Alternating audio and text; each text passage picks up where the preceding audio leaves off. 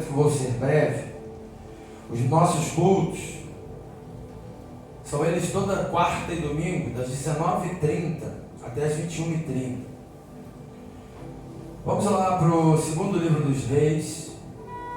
Segundo livro dos reis de Israel, capítulo de número 20. Eu vou ler alguns versículos aqui.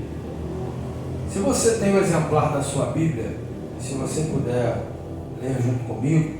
Hoje nós temos um recurso visual, é claro, e será colocado aqui também, mas é importante você ler a Bíblia. Às vezes nós criamos tantas desculpas para tudo, sabe? Não leio porque a minha visão não está boa.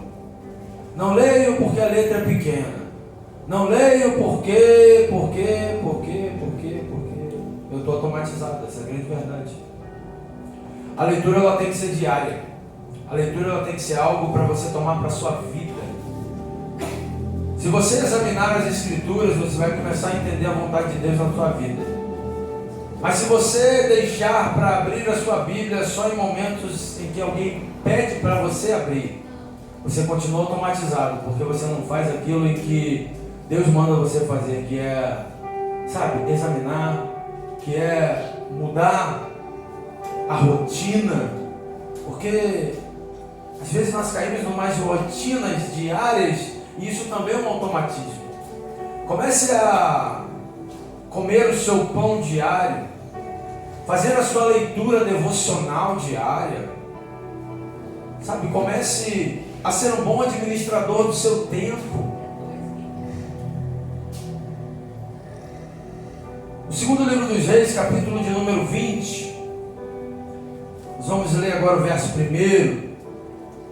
Naqueles dias adoeceu Ezequias de morte, e o profeta Isaías, filho de Amós, veio a ele e lhe disse: assim diz o Senhor, ordena a tua casa, porque morrerás e não viverás.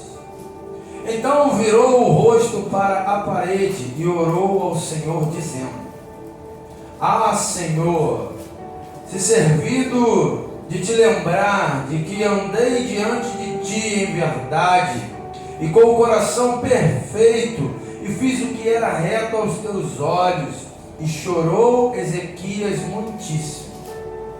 Sucedeu, pois, que não havendo Isaías ainda saído do meio do pátio, veio a ele a palavra do Senhor, dizendo: volta e dize a Ezequias, chefe do meu povo, assim diz o Senhor, Deus de Davi, teu pai, ouvi a tua oração, e vi as tuas lágrimas, e eis que eu te sararei. Ao terceiro dia subirás à casa do Senhor, e acrescentarei aos teus dias 15 anos, e das mãos do rei da Assíria te livrarei, e a ti e a esta cidade, e ampararei esta cidade por amor de mim e por amor de Davi, meu servo. Feche teus olhos um segundo. Jesus, obrigado, Senhor. Obrigado por ser o nosso eterno substituto. Obrigado, Senhor, pelo privilégio de estarmos na tua casa.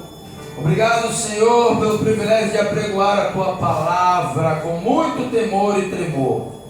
Senhor, que nessa noite, Senhor, esse povo que aqui está não sejam bonecos de plástico, Senhor.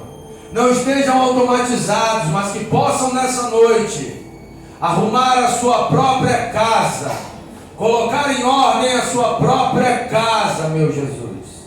Que possam nessa noite, Senhor, sair desse automatismo básico, Senhor, e começar a te servir, Senhor, com amor, com afinco, Senhor, de uma forma literal, Senhor, e de uma forma prática e não somente teórica. Meu Jesus, que nessa noite, Senhor, haja transformação, libertação, Senhor, cura, Senhor. Senhor, que nessa noite haja conversão, mas a conversão literal, Senhor. Que é quando eu saio do caminho que eu estava e vá para outro caminho. Senhor, que nessa noite, Pai, eu possa ouvir essa palavra e esconder em meu coração para não pecar contra Deus. Sim. Amém. Aleluia. Glória a Deus.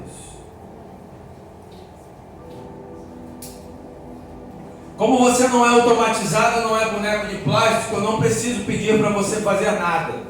Você faz tudo aquilo em que o Espírito Santo te tocar e o que você sentir vontade de fazer.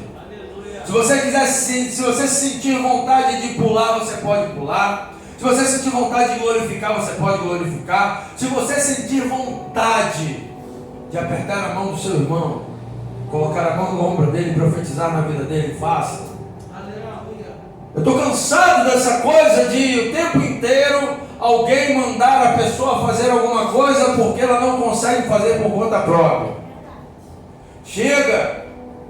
Comece a vir para a igreja, para esse lugar que onde o próprio Deus falou para Moisés, é lugar santo, tira a sandália dos teus pés. Comece a viver esse evangelho. Comece a entender que você não vem porque o pastor mandou, porque o pastor pediu, ou porque você tem medo do pastor falar alguma coisa. Comece a entender que você está vivendo e precisa viver ainda mais esse evangelho. Comece a entender que se Jesus te chamou para viver, viva.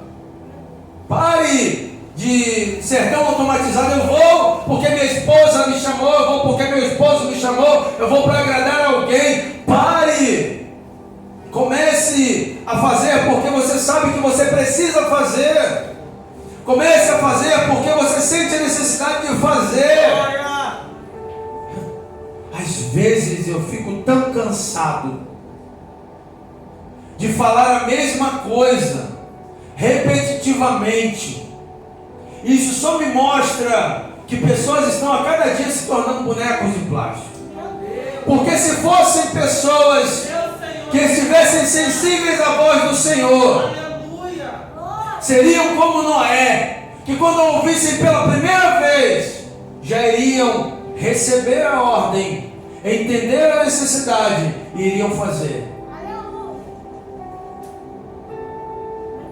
Mas hoje as pessoas têm uma dificuldade tão grande de fazer aquilo que é necessário para ela fazer, de fazer aquilo que ela ouviu que é para fazer, porque ela está tão acomodada, sabe? Ela está tão acomodada com aquilo que ela faz todos os dias, consecutivamente, repetitivamente. Ela não quer perder a sua rotina.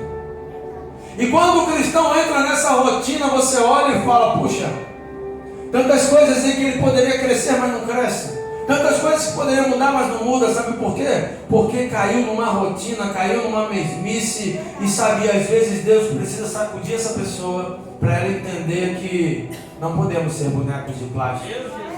Não podemos falar o tempo inteiro, sabe, coisas repetitivas. Tem pessoas que nem oram mais, já começaram a rezar. Que a reza é algo repetitivo, a oração não. Pessoas hoje que estão de uma tal maneira que vem, e se a gente perguntar qual foi o texto que foi apregoado, não me lembro. O que foi feito, o que foi falado naquele dia, eu não me lembro. Mas eu tenho certeza que amanhã você lembra que é segunda. Você lembra que tem dívidas para pagar. Você lembra que tem comida para fazer. Você lembra de tanta coisa nesse momento, quando deveria começar a mudar a sua atitude, sofrer a metanoia, começar a ouvir a voz de Deus falando para você: arruma a tua casa, põe tua casa em ordem. Sabe qual é o grande problema?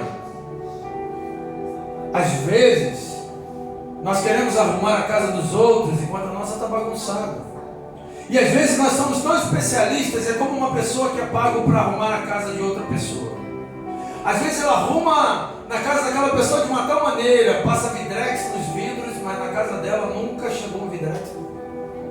Às vezes utiliza produtos naquela casa onde ela é paga para fazer, que na casa dela mesma ela nunca nem se chegou e se permitiu usar aqueles produtos. Porque ela se especializou em arrumar a casa dos outros, mas a casa dela é uma bagunça. bagunça e ela não se preocupa em arrumar. Eu quero falar sobre um rei que tinha muitos empregados. Ele tinha muitos empregados, muitos servos, morava num palácio, era um rei, mas precisava arrumar a sua casa interior. Precisava deixar essa desorganização organizada. Precisava deixar que essa bagunça que estava dentro dele começasse a se organizar e que ele começasse a agir como um homem de Deus, que ele falou que é dentro dessa oração. Porque a oração desse rei é a oração de um homem de Deus, mas as atitudes não. O grande problema é que tem homem de Deus orando como um homem de Deus, mas está tendo atitudes de menino, ou até mesmo de ímpio. O grande problema é que pessoas hoje falam uma coisa e fazem totalmente diferente. Jesus sempre criticou os fariseus, não por todo o conhecimento que eles tinham, mas pela hipocrisia que eles praticavam. O grande problema é que pessoas têm conhecimento, mas usam de forma errada. Pessoas adquirem o conhecimento, mas não praticam, só falam, faz o que eu mando, mas não faz o que eu faço. Você quer ver a maior hipocrisia hoje dentro de uma família? É um pai ou uma mãe falar, não faz o que eu faço, faz só o que eu mando. Se na verdade você é o espelho. E o que eu fizer aqui é como Gideão falou, façam o que eu fizer. Jesus é o nosso modelo, mas nós também temos que ser modelo para alguém. O apóstolo Paulo, como foi citado aqui, a Jovem B falou, eu também me inspiro muito nas cartas paulinas.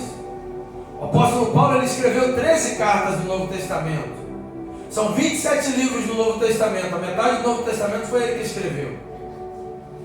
Nessa noite eu quero falar sobre 3 pessoas. Ezequias, que é o foco da nossa mensagem, o apóstolo dos gentios, o apóstolo Paulo, e também Davi. Não sei se eu vou ter tempo, mas eu espero que eu tenha. Que parece que o relógio aqui não quer parar. E é interessante que foi falado aqui sobre o apóstolo Paulo, sobre suas cartas que tiveram muita influência dentro do cristianismo. Mas esse homem, antes de ser um escritor para os cristãos, para dar vida, ele escrevia cartas para tirar vida. Antes de ser perseguido, ele era perseguidor. A casa dele também estava bagunçada. A casa dele estava também desorganizada. Baixa só um pouquinho aqui no meu retorno aqui do som.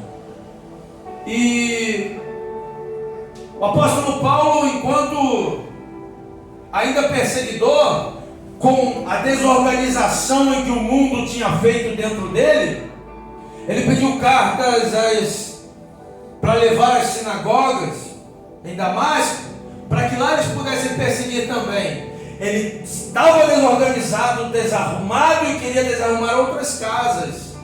Ele queria que outras pessoas também ficassem bagunçados igual a ele. Porque as pessoas que estão desorganizadas vão influenciar de forma negativa e desorganizar outras pessoas. Só que o apóstolo Paulo, ele tem um encontro com Jesus a caminho de Damasco e vai haver uma organização, sabe? E essa organização que acontece no interior desse homem faz com que ele veja tudo o que ele estava fazendo, porque o grande problema é que a pessoa que está desorganizada, ela fica cega. Ela tem escama nos olhos. Entende-se que naquele momento, aquele encontro, a Bíblia relata que houve uma conversão a caminho de Damasco. Paulo não somente teve um encontro, mas ele se converteu. E você não olha para um homem convertido voltando às velhas práticas. Você não olha para um homem convertido voltando a fazer o que fazia antes. Você não olha para um homem convertido, organizado, voltando a falar ou ver o que via antes. O grande problema é que hoje nós temos igrejas automatizadas, com pessoas que se dizem convertidas, mas ainda não são. Por isso que voltam às velhas práticas. Por isso que o tempo inteiro sentem vontade de comer os manjares em que o mundo tem a oferecer. Porque ainda não passaram pela conversão. Porque ainda não passaram pela metanoia, não sofreram ainda. Porque ainda não tiveram um encontro com Cristo. Pode colocar o fundo, meu. Só um pouquinho aqui. Então, quando esse homem, ele, após esse encontro, após essa conversão, ele chega em Damasco, existe uma organização dentro dele. E ele vai ficar naquele momento 3 dias sem comer. Ele começa a jejuar, para as coisas começarem, sabe, acontecer uma desintoxicação daquele homem. Ele começa a jejuar, ele não come. E ele fica cego, para que as escamas caiam nos olhos dele, para que ele possa ver o que ele não conseguia ver. A organização na vida desse homem começa a acontecer ali em Damasco após o encontro com Cristo. Quem se encontra com Cristo, a vida muda, a organização acontece, a história muda, tudo vai ser diferente, porque eu vou viver de forma diferente. Você percebe que a partir daquele momento ali, esse homem passa a ser o apóstolo dos gentios. A partir daquele momento ali, ele começa a escrever cartas para dar vida. Ele começa nesse momento a ser perseguido. E aí agora, eu quero falar de uma outra pessoa. Davi foi um homem que matou, enquanto jovem, urso, leão, e ainda enquanto jovem matou um gigante chamado Golias. Foi um homem que foi ungido pelo profeta Samuel. Deus falou para Samuel: não olha para a aparência, Samuel. Davi, ele tinha a missão, mas para que a missão se cumprisse, ele tinha que ter também a visão. E naquele momento ainda iriam acontecer coisas que iriam desorganizar esse homem. E percebe-se que essa desorganização ainda na vida desse homem, mesmo após assumir o reinado, porque ele foi ungido, mas só após 40 anos é que ele vai assumir o reinado. E quando assume, ainda tinha algumas coisas que precisavam ser organizadas, porque por mais que ele tivesse poder como rei, mas ele não poderia abusar do poder que ele tinha, porque é necessário que Deus, Ele cresça, é necessário que Ele cresça e que eu diminua. E Davi, naquele momento, ele vai olhar para uma mulher chamada Batseba, e da sacada do seu palácio ele vai olhar para aquela mulher, e ele vai naquele momento ser corrompido pelo que ele olha, pelo que ele vê, pelo que ele observa, porque ele continua olhando. E ele continua não só olhando, ele começa a desejar. E naquele momento, esse homem vive uma desorganização na vida dele, porque ele começou a desejar aquilo que não era dele, aquilo que não era para ele. E quando ele começa a desejar aquilo que não era para ele, aquilo que não era dele, a desorganização acontece. Ele vai chamar essa mulher, ele vai estuprar essa mulher. Não me diga o contrário, porque o rei, em pleno exercício, chama uma mulher, tem relações com ela, uma mulher casada. Essa mulher não poderia se negar, senão ela ia à morte. Então eu entendo isso como um estupro. O primeiro crime, o primeiro pecado. E depois, se isso já não bastasse, o seu marido, o marido de Batseba, ele vai chegar, chamado Urias. E naquele momento, Davi começa a ver a desorganização que estava acontecendo, o que tinha acontecido, e ele tenta organizar da forma dele. Ele tenta fazer do jeito dele, só que o negócio fica pior. Ele vai pedir para que Urias fosse para a casa dele, ou seja, para que naquele momento pudesse encobrir o que ele tinha feito, para que ele pudesse organizar a desorganização. Só que Urias não foi. Urias preferiu continuar com os soldados, preferiu continuar aquela noite ali com os homens que tinham lutado. Davi entra em desespero. E agora, como eu vou organizar o que está desorganizado? E entende-se que Davi não pede nem direção para Deus. Ele quer fazer tudo do jeito dele, da forma dele. Ele quer organizar conforme a necessidade dele, o bel prazer dele. E mais uma vez vai usar da sua autoridade como rei para tentar organizar algo que estava desorganizado. E ele vai mandar aqueles homens para a guerra. E vai mandar uma carta e vai colocar Urias na frente da batalha. Sabe o que eu costumo dizer?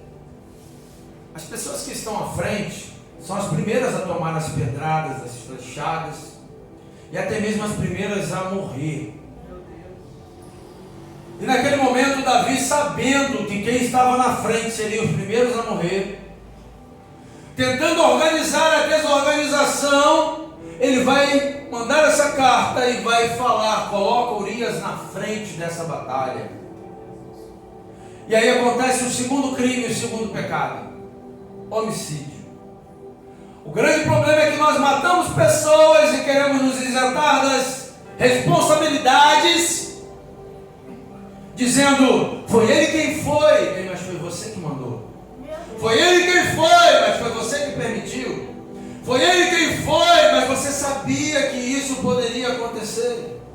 O grande problema é que nós hoje deixamos as pessoas irem e queremos nos isentar da responsabilidade. Ei, cuidado, porque você pode matar pessoas, pode até não ser com as suas próprias mãos, mas pode ser com a sua falta de compromisso, com a sua falta de relevância, com a sua falta de inspiração, com tudo aquilo que você deveria fazer e não faz, com a sua palavra que pode desconstruir.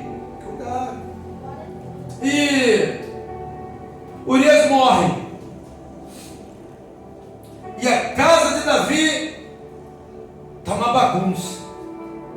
E aí sabe o que acontece? Se levanta um profeta arretado, um profeta que não tem medo de morrer, porque profeta é aquele que ouve os segredos de Deus e precisa contar esses segredos para alguém, só que aquele alguém talvez não esteja preparado para ouvir. Porque a grande questão é que verdade nem todos estão preparados para ouvir. Se você fala: meu irmão, você pecou. Que isso, pastor? Não é bem assim, não é bem por aí, irmão. Não existe pecadinho, pecadão. Pecou. Irmão, você chegou atrasado. Pastor, mas tem tolerância, meu irmão. É atraso. Irmão, você faltou. Não, pastor, mas foi por causa disso, por causa daquilo. Ei, o profeta ele tem que falar aquilo que é necessário para que essa pessoa possa se consertar, para que essa pessoa possa se posicionar, para que essa pessoa possa clamar a Deus. Só que o profeta, a primeira coisa, ele tem que ser corajoso. Por que tem muitas igrejas hoje que estão inchadas? Porque nem todos os profetas são corajosos. Tem medo de que essa pessoa venha a se magoar, venha a se, nesse momento, se entristecer pelo pecado e que não quer assumir. Então eu vou embora. Se vitimizar, então eu vou embora. Entenda uma coisa: foi assim com Gideão. De 32 mil só ficam 300. Só vão ficar quem Deus permitir. Só vão ficar corajosos e quem entende que a batalha ela é árdua, mas é só para soldado. E soldado preparado. Soldado que sabe que vai ser difícil, que vai ser doloroso, que talvez você vai chorar, vai sofrer, vai estar com dor, mas vai continuar. E aí Deus levanta um profeta chamado Natã. E lá no livro de 2 Samuel, capítulo 12, livro de 2 Samuel, capítulo 12, o profeta vai repreender o rei. É muita coragem para um profeta só. É muita coragem para um homem só. Imagina o dízimo do rei, a oferta do rei, mas o profeta não quer saber. Pode até não ficar na igreja, meu irmão, mas é melhor tu saber a verdade. Pode até não ficar na igreja, meu irmão, mas foi eu que Deus chamou para te falar a verdade, porque o profeta tem que falar coisas que você não quer ouvir, mas precisa ouvir. E era o que naquele momento Davi precisava, ouvir a verdade, mas ninguém queria dizer. Tinha pessoas que tinham medo de falar, medo do que o rei poderia fazer. E Natã vai contar algo ali para Davi, vai falar: naquele momento que haviam dois homens, um rico e um pobre. Começa a contar uma história para esse rei. Meu rei, que o Senhor viva para sempre, eu quero te contar uma história. E nessa história ele vai falar sobre dois homens, um rico e um pobre. O rico tinha muitíssimas ovelhas e vacas, mas o pobre não tinha coisa nenhuma, senão uma pequena cordeira que comprara e criara, e ela havia crescido com ele e com seus filhos igualmente, do seu bocado comia e do seu copo bebia, e dormia em seu regaço e tinha como filha. E vindo um viajante ao homem rico, deixou este tomar as suas ovelhas e das suas vacas para guisar para o viajante que viera, e tomou a cordeira do homem pobre e o preparou para o homem que viera a ele. Então o furor de Davi se acendeu em grande maneira contra aquele homem, e disse a Natã: vive o Senhor, que é digno de morte o homem que fez isso. O homem que fez isso é digno de morte. Verso 6. E pela cordeira tomara e dar o quadriplicado, porque fez tal coisa e porque não se compadeceu. Verso 7. Então o profeta abre a boca e diz a Davi: tu és este homem. É você que é esse camarada que não tem compromisso com a igreja, que não tem compromisso com o horário, que não tem compromisso com o seu pastor, que só faz o que quer, que só vem quando quer. Aleluia. É você, Davi, que é esse cara. Opa. Respira fundo, igreja. Aleluia. É você. Aí o negócio muda, né? E aí? Ainda é digno de morte? Ainda tem que pagar quadruplicado? E aí? Sabe? No verso 10: agora, pois, não se apartará a espada jamais da tua casa, Davi, porquanto me desprezastes e tomaste a mulher de Urias, o heteu, para que fosse tua mulher. Davi, a consequência é a espada não sair da tua casa por aquilo que você fez e desorganizou. E aí sabe o que acontece? Davi, após ser repreendido, aí ele vai para o Salmo 51. Após o profeta Natã repreender Davi, Davi entender que era ele que tinha coabitado com Batseba, matado Urias. Quando ele entende isso, e aí no Salmo 51, o monarca pede perdão a Deus.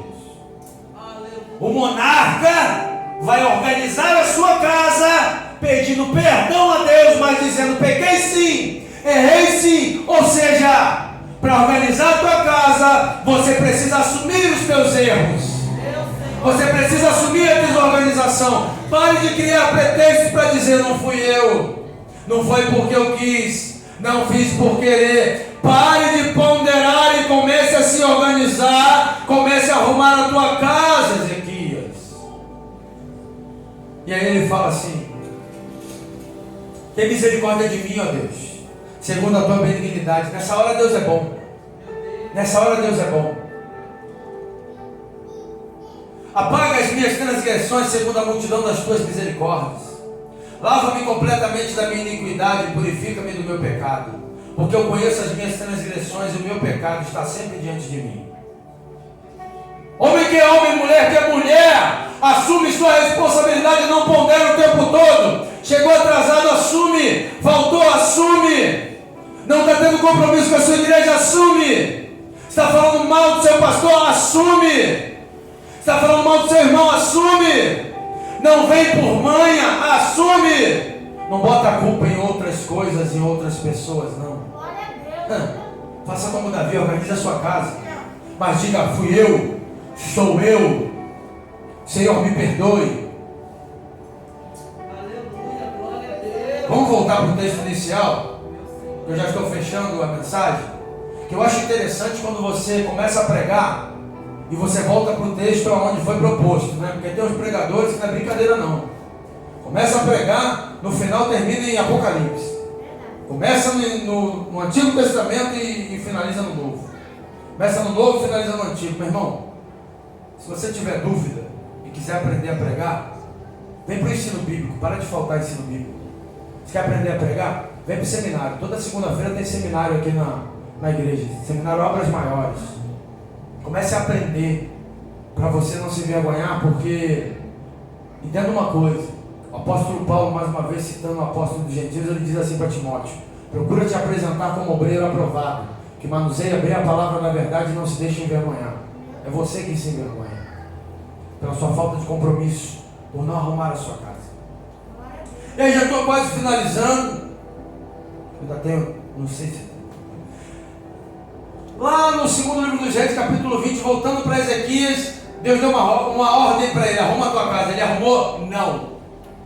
Sabe como é que eu sei que ele não arrumou? Capítulo 21, verso 1.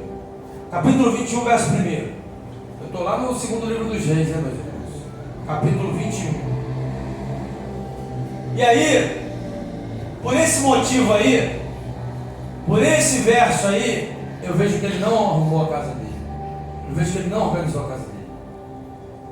Tinha Manassés 12 anos de idade quando começou a reinar. Em 55 anos reinou em Jerusalém e era o nome de sua mãe Éfsba. Deixa no verso 1 para mim, por favor. Capítulo 21, verso 1. Manassés, filho de Ezequias. Se você ler todo o capítulo 21, que eu não posso, não dá tempo, você vai ver que esse rei foi um rei demoniado, cara. Foi um rei que fez tudo errado. Ele era filho de quem? De quem que ele era filho? De Ezequias. Do cara em que Deus falou assim: arruma a tua casa. Entenda uma coisa: se ele começa a reinar com 12 anos, você é bom de matemática? Ezequias tinha 39 anos. Quando Ezequias adoece, ele tinha 39 anos. Um ano mais novo que eu, tem 40. Tinha 39 anos quando ele ficou doente. Alguns estudiosos e eruditos vão dizer que ele tinha câncer. E essa doença era uma doença para a morte. O profeta Isaías vai chegar lá e falar: tu vai morrer mesmo. Não vai viver não, vai morrer. E aí você entendeu a história. Ele vai virar o rosto para a parede, vai orar, vai falar com Deus. Deus vai ouvir a oração e vai ver as lágrimas. E vai falar o que para Ezequias? Vou te acrescentar quanto tempo? 15 anos. Então entende-se nesse momento em que esse menino com 12, 3 anos depois de Ezequias ser curado, esse menino nasce. Não é isso, Lucas? Você balançou a cabeça assim? 3 anos após Ezequias ser curado, o menino nasce. Manassés nasce. O que Ezequias tinha que fazer? Investir nesse menino. Ensinar esse menino que seria a geração, que seria o legado dele. Arrumar a casa é você cuidar da sua família, cuidar daquelas pessoas que ainda não foram instruídas, para que elas façam diferente, para que elas façam a diferença. Mas Ezequias não se preocupou em arrumar a sua casa. Deus só deu uma ordem para ele: arruma a tua casa. E ele não fez. Deus falou para ele que ia livrar ele da mão do rei da Síria. Deus cumpriu tudo o que falou, livrou ele do rei, deu 15 anos para ele, mas ele não fez nada do que ele tinha dito para fazer. O homem é complicado, né? Você pode ficar aqui um segundo?